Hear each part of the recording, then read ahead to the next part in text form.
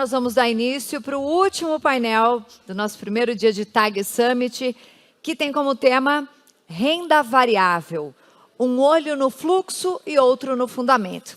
Para o nosso próximo painel, nós contaremos com a presença de Fernando Pina, sócio fundador e gestor da Liz Capital, o Cássio Bruno, sócio fundador da Moat Capital, o Werner Roger, sócio fundador e CIO da Trígono Capital. E quem vai mediar o nosso próximo painel, essa conversa, vai ser o Thiago Salomão, que é criador e apresentador do canal Market Makers. Sejam todos muito bem-vindos ao TAG Summit 2022. Todos os nossos convidados já posicionados aqui, muito obrigada aos nossos painelistas pela presença. Thiago, passo a palavra para você. Muito obrigado. Boa noite, todo mundo. Primeiramente, agradecer a TAG pelo convite, uma honra mediar esse painel, esse último painel. Agradecer ao Paulo Guedes, né, que fez a abertura para o painel mais importante do dia. A gente fica muito honrado com o ministro. Bom, a gente está aqui com 3 gestores de ações, com perfis diferentes, idades diferentes, características diferentes, mas um ponto em comum que eu gosto muito deles é uma descorrelação com o resto do mercado, que vocês vão ver eles falarem, dificilmente é algo que a gente costuma ver nas carteiras da maioria dos fundos de ações, na carteira da maioria dos investidores. Eles conseguem ter um perfil bem descorrelacionado do resto da indústria. Então, aqui a gente vai entender um pouquinho da filosofia de investimento de cada um deles e saber quais são as 3 principais posições que eles estão carregando na carteira deles e por quê, né? Bom, aqui está o Werner, da Trígono, Cássio Bruno, da Moat, Fernando, da Liz.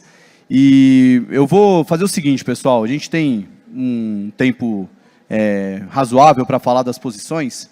Eu não quero aqui ficar fazendo um monte de perguntas, eu tenho uma pergunta só, para cada um de vocês até falarem um pouco da filosofia de investimento, depois a gente entra no que são as 3 principais convicções de vocês. A pergunta que eu tenho é até pegar um gancho com o que o Paulo Guedes falou agora. Né? O Paulo Guedes falou que nas conversas dele com a Janet Yellen, ela disse que o mundo mudou completamente, não vai ser mais o mesmo depois da Covid e da guerra da Ucrânia com a Rússia.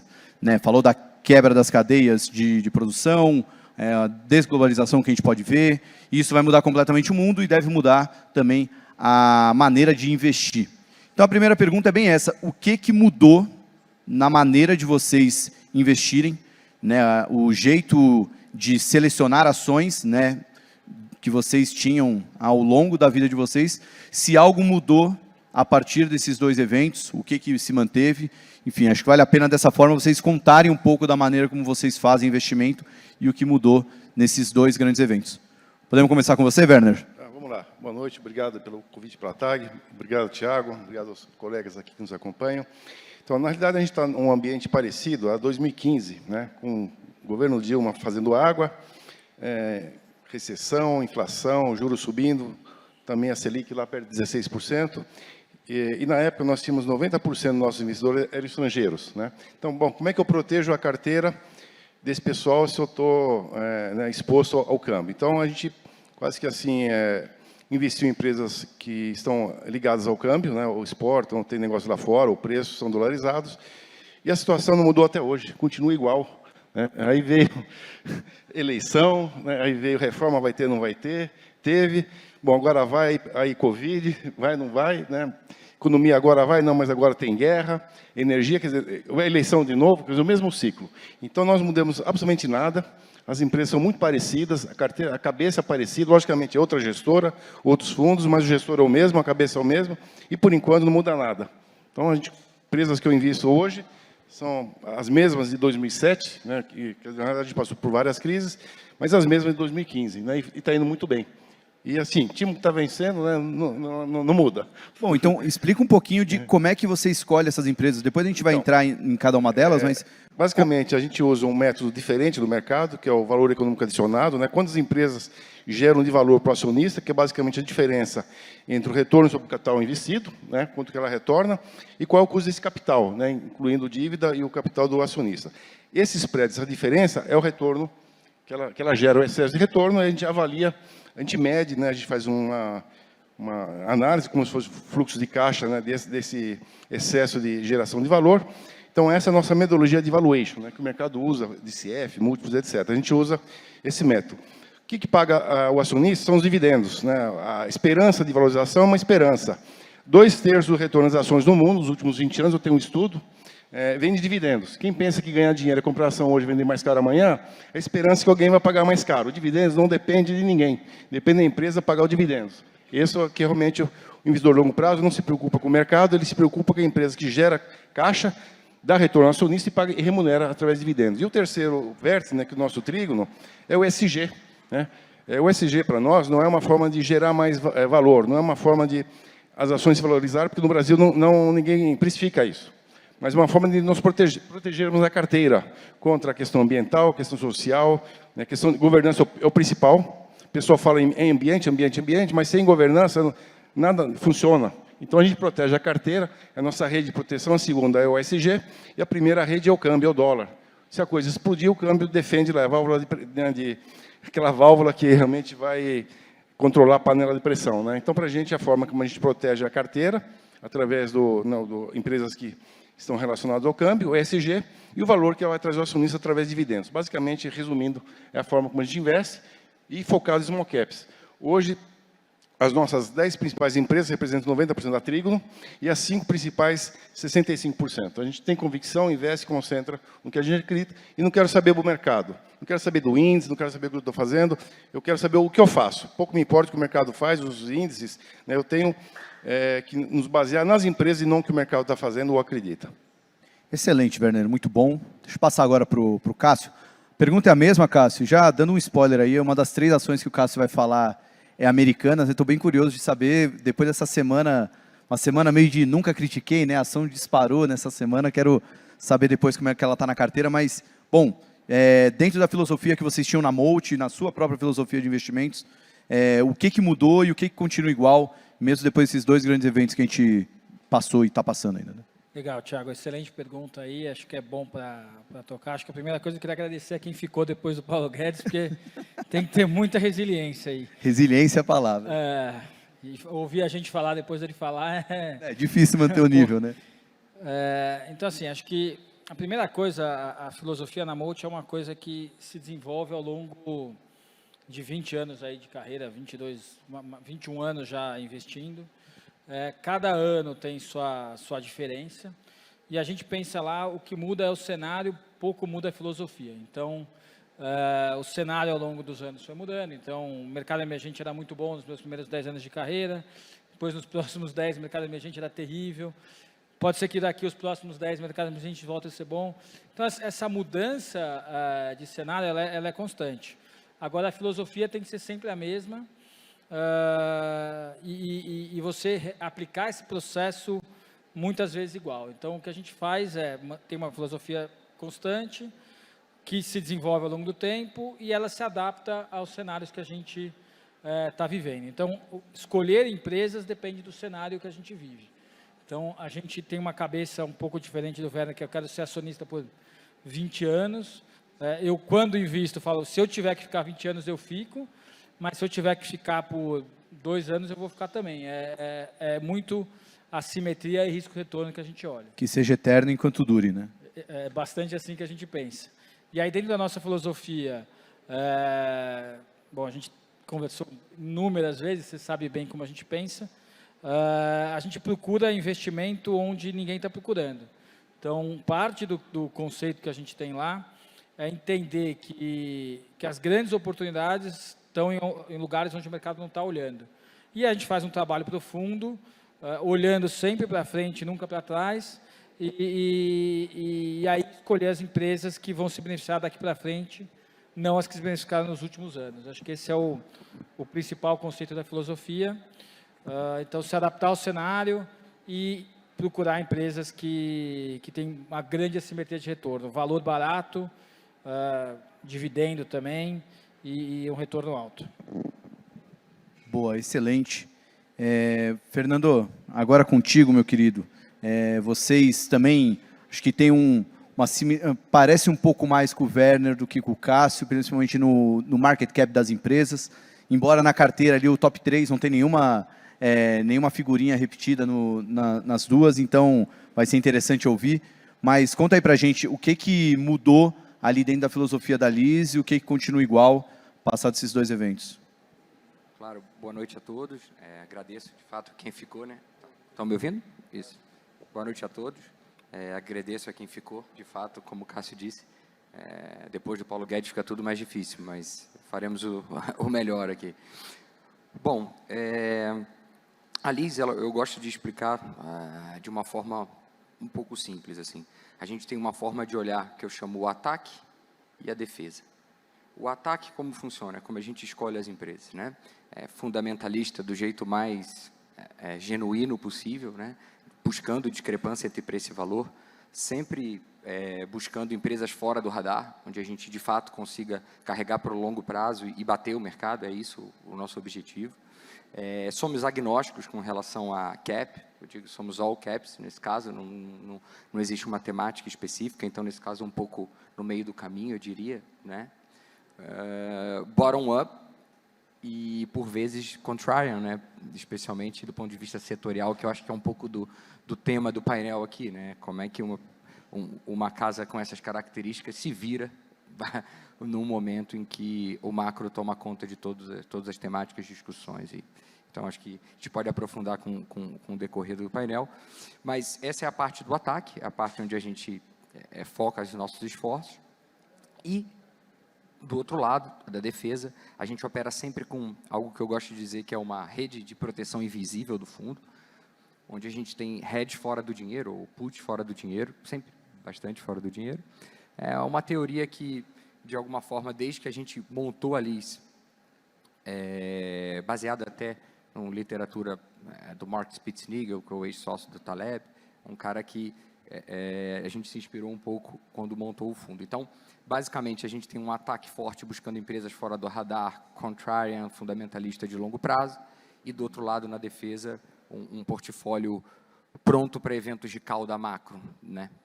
Que eu acho que também é um pouco do tema aqui. Então, esse é como a gente raciocina. Agora, se você me permite ir um pouquinho mais sobre o que você falou. Vai lá. Fica lá. Bom,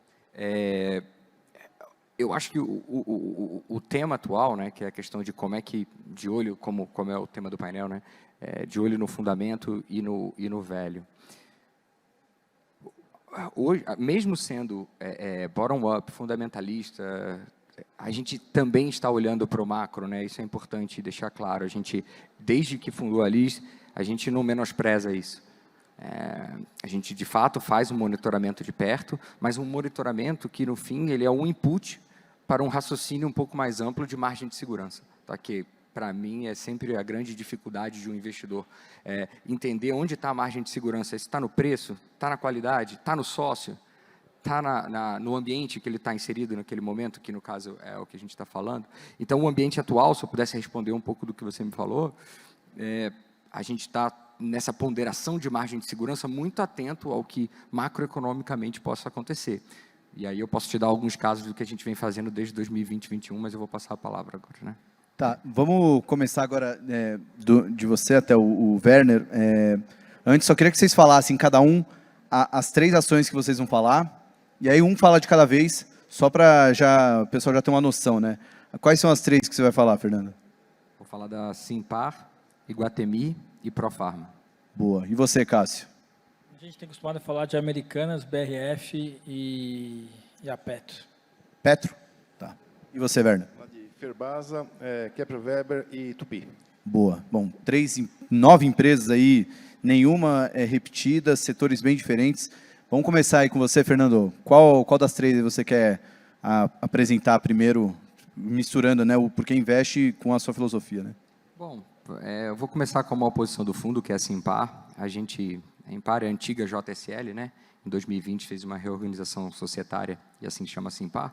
Listou algumas empresas que tinha ali debaixo da JSL na época. A gente estuda essa empresa desde 2017, inclusive hoje tem algumas subsidiárias que nem existiam na época. No fim das contas, é uma holding de negócio, holding logística e de mobilidade. Esse é o que a Simpar tem, o que a Simpar é, com 7 empresas por debaixo, sendo 3 responsáveis por 90% do negócio. Acho que a mais conhecida de todas elas é a Movida, a segunda maior empresa de locação de automóvel. Tem o segmento de RAC GTF. Aqui um raciocínio, vou falar de forma muito en passant, né? Como você quer. E ela tem o RAC GTF, e aqui um pouco do raciocínio é que ela já fechou muito o gap para líder de mercado, e com um preço que a gente entende descontado. Daí você tem a segunda, que é a JSL Logística, que faz desde transporte de carga a um serviço mais dedicado, que ele chama, que é um serviço um pouco mais customizado, que entra na empresa e que, de fato, na indústria, né, e faz um serviço muito mais customizado para a empresa. Aqui o raciocínio, a tese de investimento, ela passa por uma consolidação do setor que você tem, que é bastante pulverizado e muito pouco profissional. E aí você cai na terceira dessas três que compreendem 90%, que é fogo, que é uma holding, né? Acabei que eu falei demais, mas... Bom, a terceira é a que, para nós, nos parece a mais promissora, que é a Vamos. A Vamos, essa empresa a gente viu nascer não existia quando a gente começou a investir. Basicamente, ela é uma desmobilizadora de frota de caminhão e máquinas agrícolas para pessoa jurídica, hoje pessoa jurídica só. Então, ela é uma locadora, é a maior locadora de caminhão e máquina agrícola do país, é a maior compradora de caminhão do país. Além disso, tem concessionárias de semi-novos e novos. Bom, o que a gente acha? Qual é a tese de investimento aqui?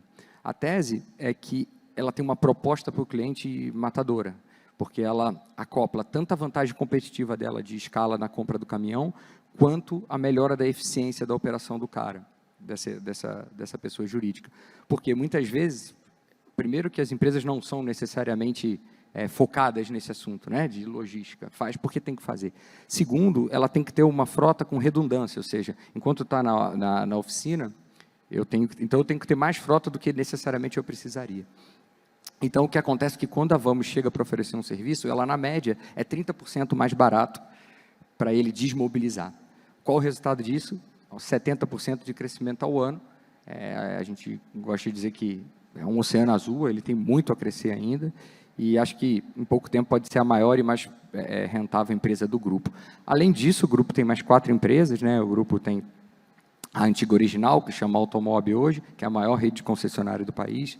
Você tem também a BBC, que é a parte de financiamento deles, a financeira deles. A CS Infra, que é concessões de rodovias, tratamento de resíduos sólidos, né? Porto também. E a CS Brasil, que tem concessão de prestação de serviço público.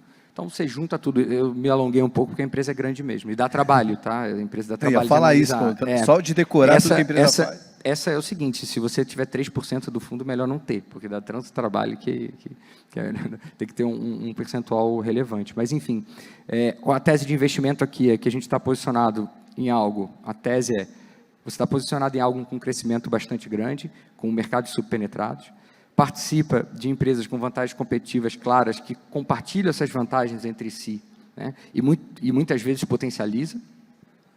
Além de uma cabeça de dono que a gente gosta, do Fernando Simões, tá? E, além disso, o preço. Você compra tudo isso por 5, 6 vezes EV/EBITDA, crescendo 30%, 40% ao ano. Bom, excelente. Quanto tempo está na carteira? Desde 2017. A gente carrega por muito tempo. Bom, o nosso prazo mínimo é de 2 a 3 anos, o investimento, quando a gente pensa em algo, porque entende que o nosso modelo de negócio é chegar antes, e como chegar antes você precisa esperar. Pode ser que isso não aconteça, mas a gente pelo menos está preparado para isso, né? Não tem milagre, né? Você tem que entender qual a sua estratégia dentro do ecossistema que cada um de nós aqui trabalha. Boa, muito bom, muito bom. Cássio, e você? Qual a primeira vai falar? Tem alguma preferência aí? Americanas, com certeza, estou curioso. Acho que assim, a primeira coisa, o case obviamente não é dos mais fáceis, né? Já foi, aí deixa de ser, aí volta a ser, então um pouco desse ciclo das companhias, né? Então, eu vou tentar ser breve e trazer os pilares, mas acho que a primeira coisa de como a gente investe, e a Americanas vai entrar nesse negócio, é a tese de longo prazo, né? Então, a tese de longo prazo que a gente tem é que ainda o varejo eletrônico é ganhador de share sobre o varejo físico, né? Então, acho que essa é a primeira coisa.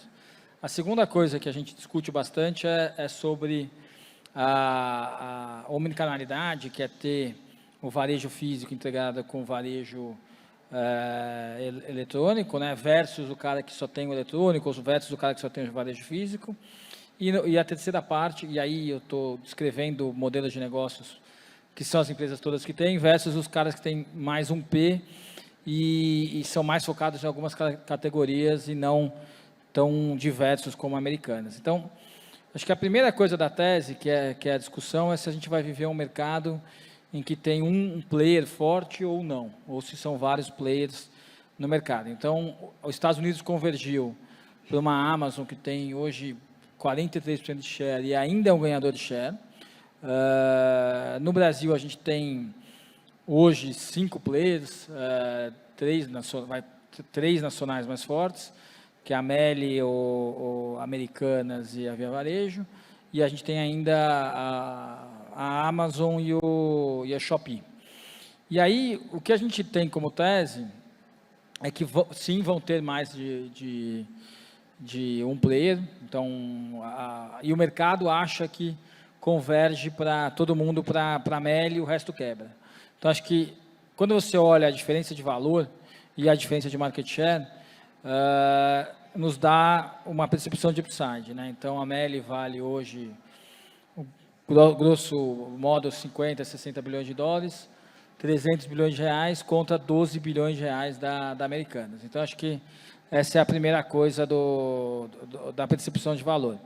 A segunda coisa que a gente está olhando é que ela tem mantido o share ao longo dos últimos 6 trimestres. Então, ela perdia share, ela mudou todo o negócio e ela voltou a ganhar share. Ou estabilizar, ganhando um pouquinho. E a segunda parte que a gente entende que as lojas delas são muito menos suscetíveis a serem disruptadas pela ocasião de uso, né? Então, as lojas da Americanas são lojas de passagem, que o cara compra no meio da rua, é um camelô, e hoje ela tem 2.000 lojas. A gente já acha que para Magalu e para Via Varejo, que isso é uma loja de estilo, não é uma loja de passagem, é muito mais complexo você se manter num mundo que em cada vez mais tem e-commerce. Então, dos pilares de negócios são esses, de valuation, esse desconto, e a gente acha que se ela continuar viva, e sim tem um C, o upside risk é muito grande. Então, tem muito para ganhar, pouco para perder. Para completar, que é o que a gente fala do ciclo econômico, essa é uma empresa bastante alavancada, ela é alavancada financeiramente e também pelo uso de capital no negócio, é que a hora que começa a cair juros, ela é muito pró-cíclica em juros. E a gente entende que o juros já fez high no Brasil. Nos Estados Unidos ainda falta um pouquinho, mas também não estamos tão longe aí do final do ciclo de aperto monetário. E ela deveria ser uma empresa que é um grande outperformer em momentos de easing no mundo, né? Antes de passar para o Werner, eu não vou ficar interrompendo muito, mas eu tenho uma pergunta só sobre esse case, porque você falou se ela sobreviver, né? E o setor de varejo é um setor bem cíclico mesmo no Brasil, né? Teve uma entrevista recente que o Luiz Barsi falou uma frase que até gerou muita repercussão ali na internet, que é que ele não investe em varejista porque o varejista sempre quebra no Brasil. Tudo bem que pode ser daqui 1 ano ou 50 anos, né? Enfim, o timing é importante aí. Mas quando você faz uma análise de investimento numa empresa de varejo, se ela sobreviver, chegou a aumentar a probabilidade delas não sobreviverem, tendo em vista essa piora da economia, aumento da taxa de juros e o cenário? Ou é algo mais que você coloca no modelo porque é importante colocar? Acho que o primeiro comentário que eu queria falar, essa parte não invisto em varejo, não invisto em estatal. Eu sei que não se encaixa em vocês. Não, aliás, não só não se encaixa, como eu adoro. Quanto menos gente investe em empresas, mais retorno eu vou encontrar nelas. Então, acho que a primeira coisa é a gente é agnóstico e a gente investe em tudo desde que tenha upside risk, e o downside risk a gente controla pelo tamanho da posição ou pela simetria de queda. Então, acho que esse é o primeiro ponto. E o segundo ponto, acho que Na nossa cabeça, não. Acho que tem outras companhias na fila para deixar de existir antes. E o melhor momento de investir, por exemplo, na Magazine Luiza, que a gente teve lá em 2016, foi quando a Ricardo Eletro comprou. Quando a Ricardo Eletro quebrou. Então, quando um player do mercado quebra, você tende a ter retornos bem baixos enquanto ela está quebrando, porque o cara está se desfazendo de estoque, está dumping o mercado, né? Aí, quando o cara termina de quebrar, sobra aquele mercadão para todo mundo. E, na nossa escala de risco de quebrar, tem várias na frente. Então, a Lame vai ser uma beneficiária de consolidação de mercado, mesmo que seja com alguém saindo do mercado. Boa, muito bom. E você, Werner? Qual vai ser a primeira que você vai falar? Eu vou falar da Kepler, né? Bom, como talvez alguns saibam, eu sou engenheiro agrônomo, né? Então, na minha primeira aula, lá em 77, né, o professor falou, a diferença entre os países, falava, né, subdesenvolvido e desenvolvido, né, hoje é outro nome, né, desenvolvimento, é um país que consegue estocar a produção de alimentos por um ano. Bom, o Brasil produz 300 milhões de toneladas de grãos, estoca 200 milhões. Então, 100 milhões de subdesenvolvimento que nós temos no Brasil que precisa ser recuperado. O mundo vai crescer 50% da produção de alimentos nos próximos, até 2050, ou vai demandar, e a própria FAO diz que o Brasil vai ser responsável por 40% da produção de alimentos do mundo até 2050. Hoje o Brasil alimenta entre 800 milhões a 1 bilhão de pessoas, dependendo dos cálculos. A produção de grãos aumenta 20 milhões por ano, toneladas, e está se investindo 8 milhões de toneladas de silos. Então, o déficit só aumenta. O que significa isso? Custa para fazer 1.000 toneladas de silo, mais ou menos R$800 mil. Nós temos um déficit de 80 bilhões de reais de investimentos para cobrir o déficit.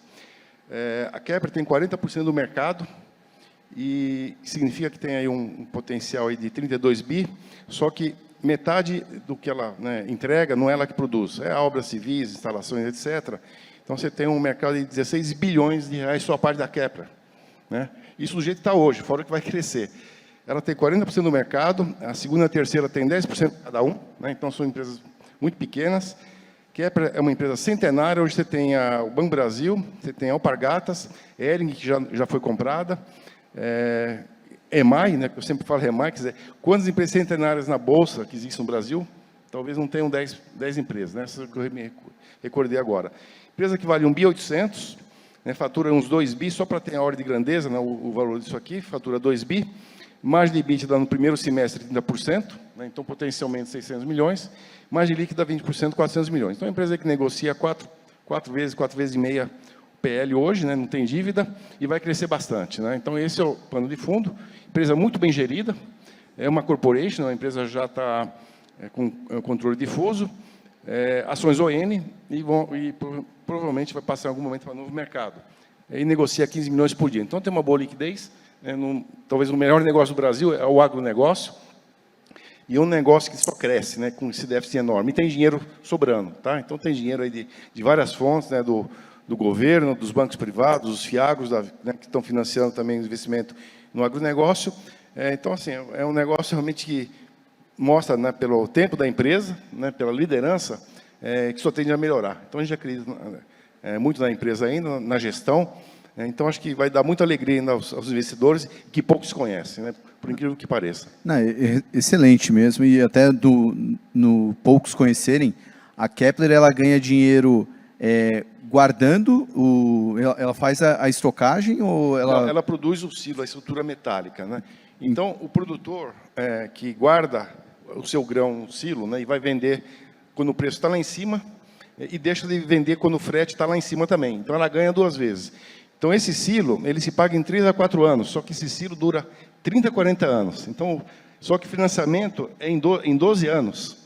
Você imagina, eu vou pagar rapidamente 2 safras, você tem a safrinha, com juros de 7 a 8% ao ano, né? Isso é o que o governo financia através do programa de financiamento de silos. Então, é uma forma de ganhar dinheiro. Você tem a parte sanitária, né? Tirar a umidade, tirar o inseto, tirar o fungo. Então, você vende melhor do que aquele cara que está guardando lá a sua produção no campo, né, com plástico em cima, ou vai pagar aluguel para uma cooperativa, para uma trading. Os clientes da Silo são os fazendeiros, né, as empresas, as tradings, Bunge, Cargill, ADM, a Rumo é um grande cliente, as ferrovias, os portos, né? E as empresas que vendem insumos recebem a produção de grãos, que é o barter. Então, eu entrego fertilizante, entrego agroquímico, recebo a soja, o milho, vou ter que guardar em algum lugar. Então, não é só um fazendeiro. A gente pensa que o fazendeiro é talvez o menor. Então, são as grandes, digamos, multinacionais, as ferrovias, os portos, né, e também toda a logística, né? A Simpar, que, né, comentou aqui, quer dizer, como é que você tira o grão do campo e põe num trem? Ou né, você vai precisar do caminhão, mas antes você vai precisar do silo. Chega no caminhão, não sai do trem e vai para o caminhão, ao contrário. Você precisa de um buffer, né, que faz o transbordo e faça toda digamos, a limpeza do produto. Então, basicamente, ela não guarda, mas são os clientes que guardam, né, para o nosso consumo, né? Eu digo assim, segurança alimentar do Brasil, da China e do mundo, não tenho dúvida nenhuma. Excelente, muito bom. Agora, contigo de novo, Werner, a segunda ação da carteira. A segunda ação é a Ferbasa, empresa que eu conheço desde 83. É uma empresa que mais subiu nos últimos 25 anos na Bolsa. 65% é isso. Isso aqui dá 30% ao ano. E o dólar subiu 6,5% ao ano nesse período. Então, você tem um ganho de 23% ao ano nos últimos 25 anos, 3 vezes mais que a Vale. A Ferbasa faz ferroligas, né, que é uma liga para siderurgia. A Vale faz minério de ferro. Só que a liga custa 12 vezes mais do que o minério de ferro. 12 não, 20 vezes mais. A liga está a $2.400 a tonelada e o minério de ferro 100. Quer dizer, ela agrega muito mais valor que o ferro, né? É um nicho, basicamente atende o mercado de aço inox, que cresce, que é o ferro cromo, cresce 5% ao ano nos últimos 10, 20, 30 anos, quer dizer, o aço cresce 2%, e o ferro silício, que atende toda a produção de aço, né? A Gerdau, a CSN, a Arcelor, o mundo inteiro, e os veículos também híbridos. A WEG consome um silício de alta pureza, que é o silício HP, né, através dos seus produtos, transformadores, geradores, motores elétricos, os carros híbridos, todos usam produtos da Ferbasa.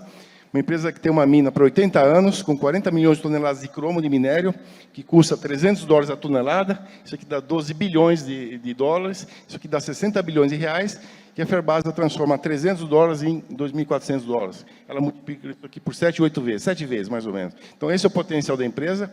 Tem 1 bilhão em caixa, deu um lucro aí de 650 milhões no semestre, né? E está sendo uma empresa que vai ser totalmente autossuficiente em energia, já tem o minério, e também na matéria-prima importante, que é a eletricidade e o carvão. Então, o ministro aqui falou a questão energética, né? Então, a Ferbasa não tem problema nenhum de energia, das matérias-primas, e o mundo vai precisar cada vez mais dos produtos da Ferbasa, que são produtos eletrointensivos. A energia saiu na França de $40 o megawatt-hora para 680, na Alemanha de 60 para 450. A Europa não tem energia, a Rússia é o maior exportador de ferro cromo de baixo carbono do mundo, a China é o maior exportador de silício do mundo, está com problema de seca, e a África do Sul é o maior exportador de ferro cromo de alto carbono do mundo, todos os países com problema de energia, e energia subindo muito.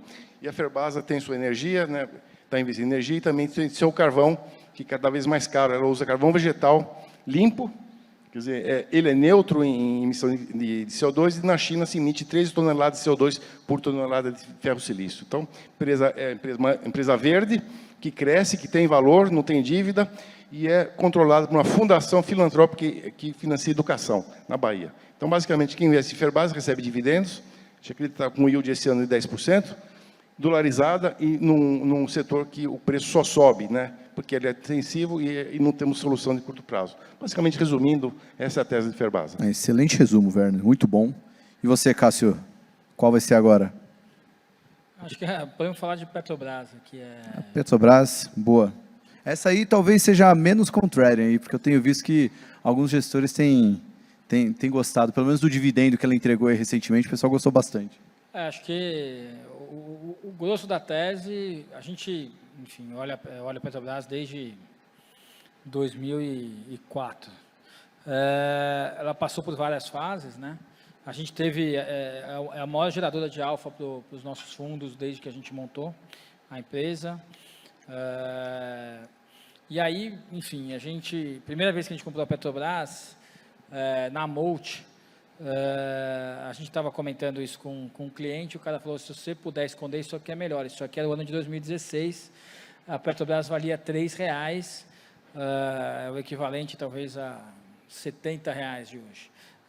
numa empresa que é uma das empresas mais líquidas do Brasil, enfim, um retorno muito acima da média.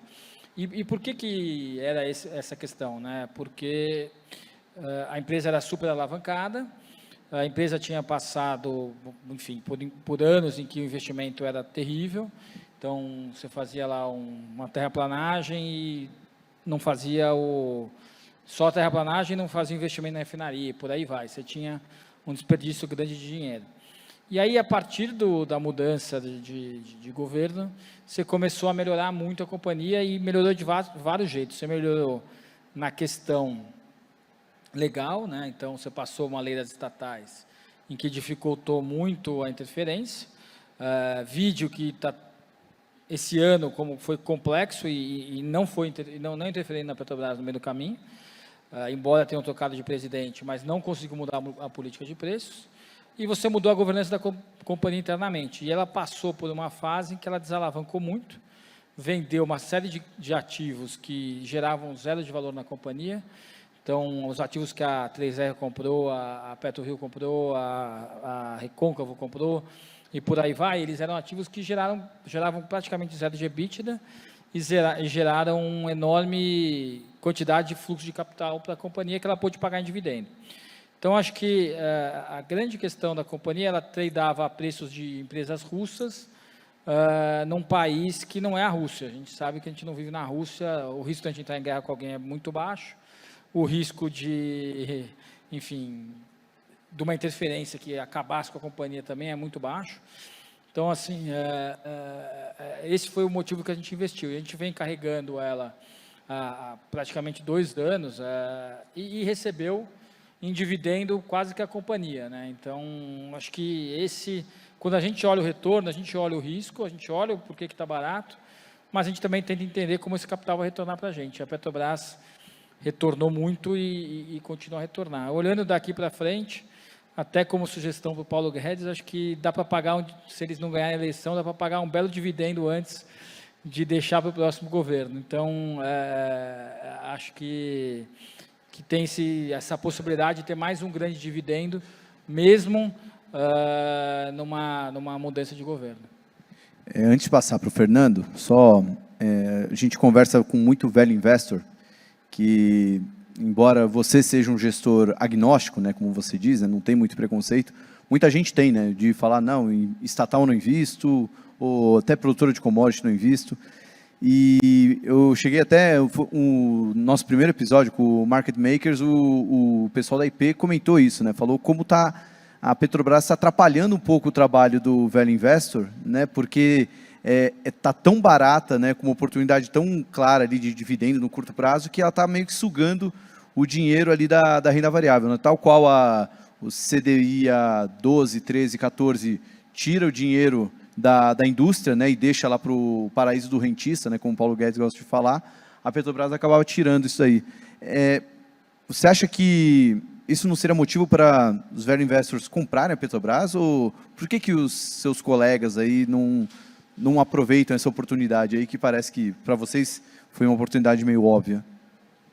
Acho que cada um tem sua filosofia de investimento, né? Acho que acabaram comprando uma série de... Obviamente, para o preço de uma ação subir, não adianta você comprar sozinho, outras pessoas têm que estar junto, E, no final, muita gente acabou comprando, conseguiu entender que o retorno da companhia era muito alto. Que a conta que a gente faz, a companhia acabou de pagar 80 bi de dividendo e continua 2,5 vezes EBITDA. A 2,5 vezes EBITDA, eu gosto da Kepler, já investi na Kepler lá atrás, mas... prefiro 2,5 vezes na Petro do que me enfiar numa liquidez em outros ativos. É uma bela companhia, o portfólio tem que ser diversificado, mas assim, a Petrobras acabou sugando muitos recursos por conta disso. Se olha o negócio a 2,5 vezes, e retornando capital, é muito difícil você ficar fora. Então, quando a gente investiu,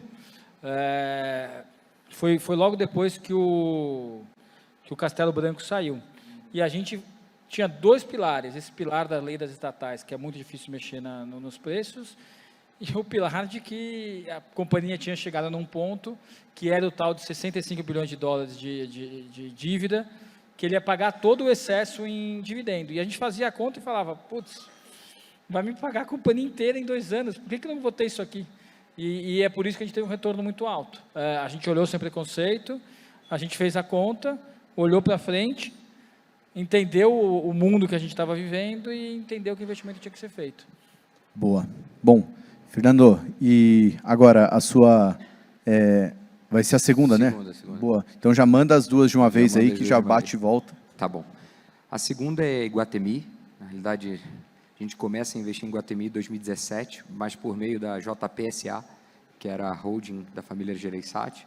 Então, a gente entendia que a gente estava comprando os shoppings Iguatemi com toda a qualidade que é notória, mas com 50% de desconto, e que aquele desconto fazia algum sentido que ele fosse diminuindo, e foi o que aconteceu. Recentemente houve uma conversão de ações e a gente conseguiu se apropriar desse spread, mas concomitante a isso, houve o Covid, etc., e acabou com que as ações caíssem muito a preços historicamente, acho que mais baixos níveis daquele período mais turbulento do governo Dilma. E a tese de investimento aqui, ela é muito simples, diferentemente da Simpar, que eu fiquei 3 horas falando.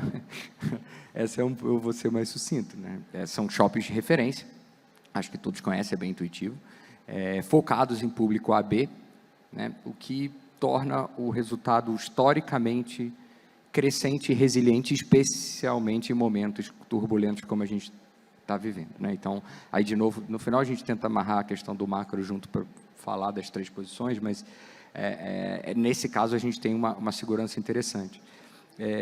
O grande desafio era o Covid, né? Os shoppings fechando, e se de fato eles conseguiriam cobrar os aluguéis e de fato passar a inflação, né? E não só eles cobraram, como passaram não só IPCA, como o IGPM. Então, passaram 60%, 50% de reajuste, com same-store sales de 30%, same-store rent de 50%, ou seja, eles, de fato, passaram por um bom teste de estresse e um pouco da nossa teoria que a gente, além de comprar algo resiliente, forte, de forma macro, para todas as intempéries macro, a gente também estaria protegido. E por um preço que hoje, se você fizer a conta dos shoppings, dá 15 mil metros. 15 mil metros, às vezes você não compra um apartamento em local de classe média alta, né?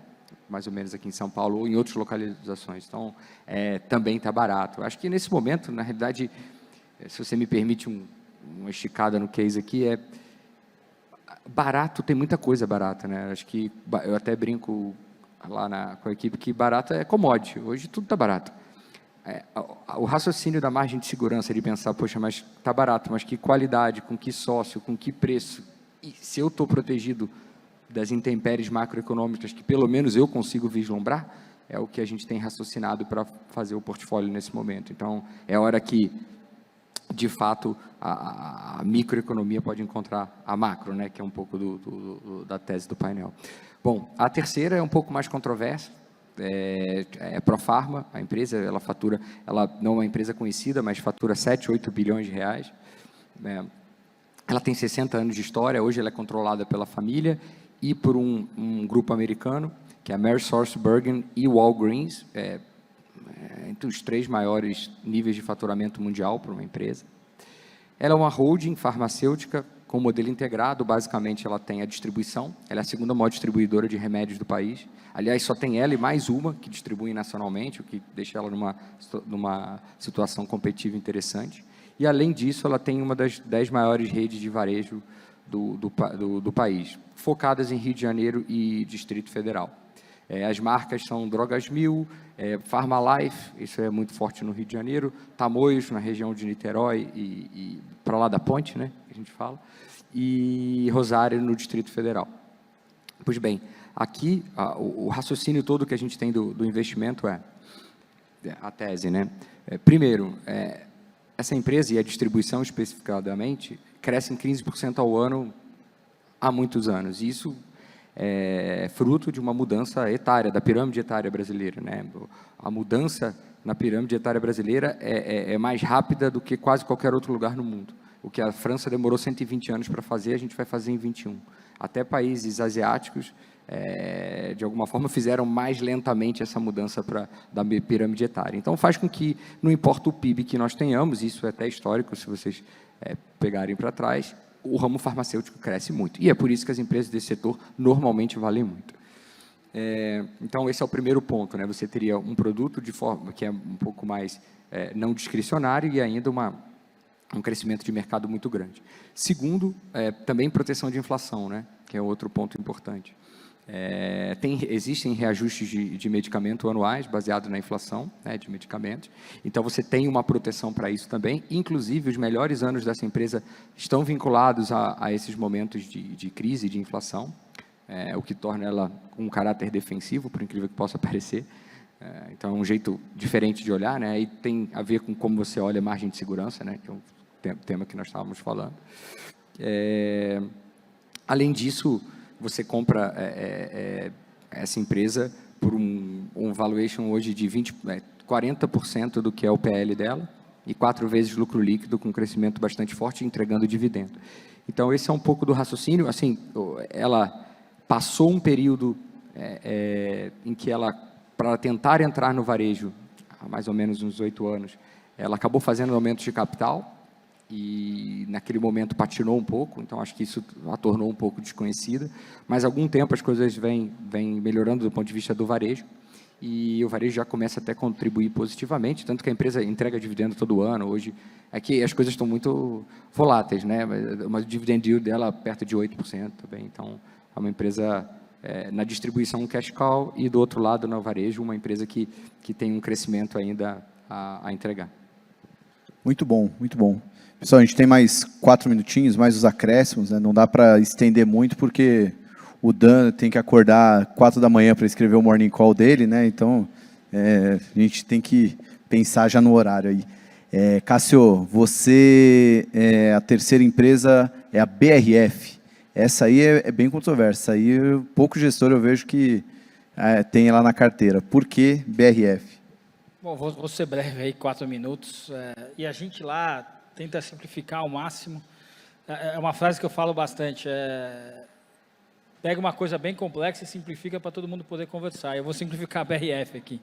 BRF é uma empresa que foi mal gerida por 15 anos. Aí, desde que ela virou BRF, ela é mal gerida. E parte de ser mal gerida, eu sou um grande crítico de corporations no Brasil. Eu não gosto muito. Eu acho que o olho do dono engorda o gado em muitos casos. E ela passou por algumas questões no meio do caminho. Então, um acionista pequeno que controlava a companhia como um todo, depois não teve acionista, enfim, ficou sem ações de referência. Então, um negócio que a gestão ali ficou largada. E a companhia tem muito ativo, então o ativo é muito bom, então as plantas são muito bem localizadas, melhor marca, 10% de market share da produção global de frango. Então, a empresa, assim, nos ir muito longe, com ativos muito bons. Então, mal gerida, ativos bons. Consequência disso é que o mato é muito alto. Aí, isso pode ficar vários anos e a empresa quebrar. O que a gente entende que mudou é que tem uma mudança de dono, né? Passa a ter um acionista de referência com 33% da companhia, que está gastando praticamente todo o seu tempo para melhorar a gestão da companhia. E um exemplo simples aqui, até que ele fala bastante para mim, uma vez, quando fechou acho que foi a Europa, fechou para todos eles, fechou uma planta, tanto para a JBS quanto para a BRF. A JBS demorou 4 dias para pedir e a BRF 30 dias para pedir para reabrir. Então, é esse tipo de mato alto que tem na companhia. Então, assim, tem muito espaço para melhorar, e a companhia começou a melhorar. Além disso, que é outro ponto importante, então a gente conjuga macro com micro, é o ciclo do frango. O ciclo do frango ele foi muito bom quando teve a ASF, né, que é a African Swine Fever, que é a febre africana lá que teve que matou quase todo o rebanho de porco. A resposta à morte do rebanho de porco da China foi: vou aumentar a minha produção de porco. E aí o porco na China ele tem 2 jeitos que são produzidos. Um é o mom and pop, que é fundo de quintal, come resto de comida, e o outro é uma coisa mais industrializada que come milho. come ração, que é milho e soja. Então, o que aconteceu? A hora que ele transicionou para profissionalizar a produção de porco, então ele reduziu o mom and pop, que foi onde teve o grosso da African Swine Fever, ele aumentou a proporção de 30% para 50%. Esse aumento de profissionalização da produção do porco aumentou o consumo mundial de milho em 20 milhões de toneladas. É uma coisa absurda, que aqui a Kepler Weber se beneficia com esse aumento de consumo de milho. E a origem está nisso aqui. Então, a hora que ele fez isso, ele sobreofertou o mercado mundial de proteína. A hora que ele sobreofertou o mercado mundial de proteína, matou frango, matou porco, as margens foram muito para baixo. E a gente está vendo que na China a rentabilidade do porco piorou muito e ele está voltando atrás não é que na profissionalização, ele está diminuindo a produção de porco e as margens de proteínas do mundo estão melhorando como um todo. O frango em especial é o que mais melhora. Então, melhora de management com um melhor momento de ciclo. Muito bom. E a empresa é de graça também, super barata. 4 vezes EBITDA. Werner, o tempo já deu, mas aí a gente tem os acréscimos aí que já levantaram a plaquinha. A última empresa é a Tupy, né? Tupy é empresa de 95 anos, basicamente era uma empresa de economia circular, transforma sucata de $300 por tonelada em 2.600, de altíssima tecnologia, eficiência energética, né, reduz o consumo de combustíveis, e também descarbonização. Então, basicamente, essa é a tese. É uma empresa que tem 50% do mercado ocidental, tem 2 empresas na Alemanha, que se brigam entre si, uma turca e uma texidinha que sobrou lá no México, são os concorrentes. Todas as grandes montadoras do mundo ocidental são clientes da Tupy, todas, e dependem da Tupy. Para vocês terem uma ideia qual é o potencial dela, é uma empresa que tem 80% do produto dela para veículo pesado, que é trator, veículos fora de estrada e caminhões. Os Estados Unidos vai investir $1,1 trilhão em infraestrutura, mercado Tupy, mas agora 430 milhões de descarbonização, bilhões. China, $1,3 trilhões. Europa, $500 bilhões, Japão, $200 bilhões, Brasil, como o Paulo Guedes contou aqui, 160 bilhões de dólares em infraestrutura. Tudo isso aqui é mercado Tupy. A empresa agora, em 6 meses, se você pegar, analisar o resultado dela, ela faturou, assim, analisando 12 bi, ela vale 3.800. EBITDA de 1.500, e agora, olhando para frente, com a compra da MWM, né, e mais a Texid, uma empresa que em 2 anos vai faturar no mínimo 15 bi, gerar no mínimo um EBITDA de 2.200 e no mínimo um lucro de 1,5 bilhão, empresa que vale 3,8 bilhões, né, gerando 2,2 bilhões e que investe mais ou menos 400 milhões em seus ativos, em renovação do seu parque. E uma empresa líder mundial, uma empresa que tem o dólar atrás das suas receitas, que tem esse mercado absurdo de crescimento, né, muito bem gerida, né, o conselho é excelente, controlada pelo Previ BNDES, que provavelmente vai ser vendido, vai virar uma corporation, com uma gestão excepcional também, todos os executivos da empresa. Né, então, é uma empresa assim, que reúne todos os atributos de tecnologia, investindo em hidrogênio, descarbonização com o biometano, através da MWM. Para quem não sabe, a MWM foi fundada lá atrás, na Alemanha, há 140 anos, pelos fundadores da Mercedes, para fazer motores para a Mercedes. Tá? O pessoal não sabe, agora é Tupy. Desde 85, a MWM faz motores no Brasil, atende todas as montadoras, as grandes montadoras. Então, vai entrar no mercado absurdo, que é o biometano. Biometano representa 70% do pré-sal, potencial do Brasil. Representa 30% da energia do Brasil produzida, o biometano pode substituir. E a MWM vai entrar nesse mercado com a Tupy, que é fornecedora também, e através do hidrogênio verde, também que o Paulo Guedes comentou, que a Tupy está desenvolvendo aqui soluções para hidrogênio verde, e também agora um bloco de motor de ferro, mais leve que o alumínio, substitui assim, o alumínio com 50% menos de geração de CO2, 20% mais barato, e é de sucata de ferro, né? E pode substituir os motores de alumínio, que representa 80% da frota de alumínio, e pode entrar com o produto da Tupy. Então, assim, um mercado muito grande, eu destaco a tecnologia, né, e esse absurdo de investimentos que vai serem feitos em infraestrutura e energia. Basicamente, esse é o caso, né? Lembrando aí que vale 3.800 apenas.